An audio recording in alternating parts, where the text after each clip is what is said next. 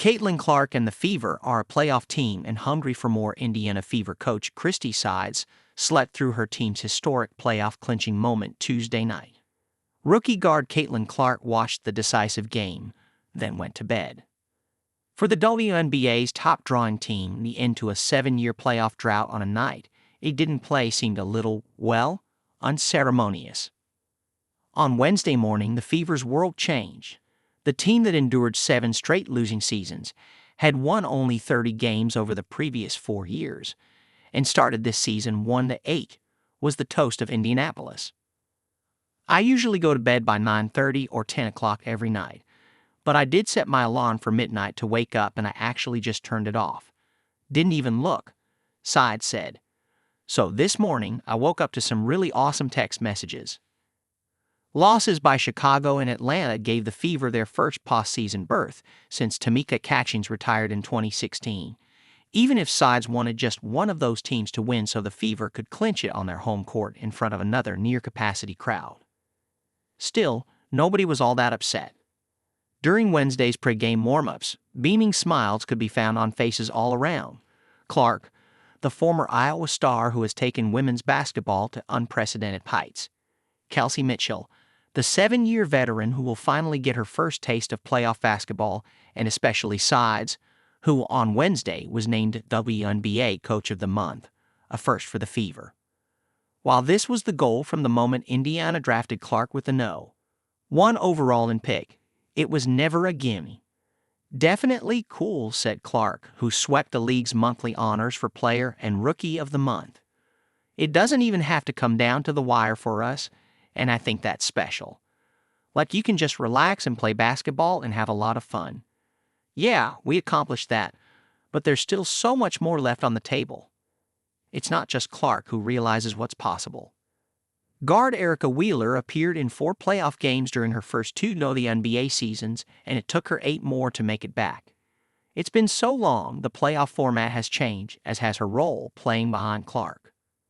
But as one of 4 Fever players with postseason experience, she can bring some important perspective. The job is not done, Wheeler said.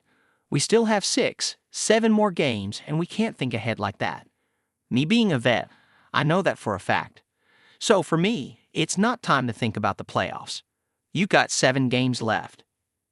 Just 3 months ago, the postseason appeared unlikely. A brutal early schedule coupled with Clark starting her pro career just 5 weeks after completing the 39-game college schedule contributed to Indiana's early woes. The Olympic break gave Clark a much-needed breather and a young team time to figure out how to gel. Since June 1, Indiana is 16-8 and has victories over each of the league's top 3 teams, in New York, Minnesota, and Connecticut, along with a 3-game season sweep of Phoenix, all while stopping the league's longest streak of consecutive games played with a losing record at 189. We were able to keep it together, and they focused on the things we kept talking about: creating good habits, relentless effort, togetherness, and toughness, Sides said. We focused on those things, and that's what mattered. Having Clark didn't hurt either. Clark continues to be the league's feature attraction, routinely drawing sellout crowds and large national television audiences. Business Insider recently reported that this year's secondary market ticket prices had nearly doubled year over year before the Olympic break.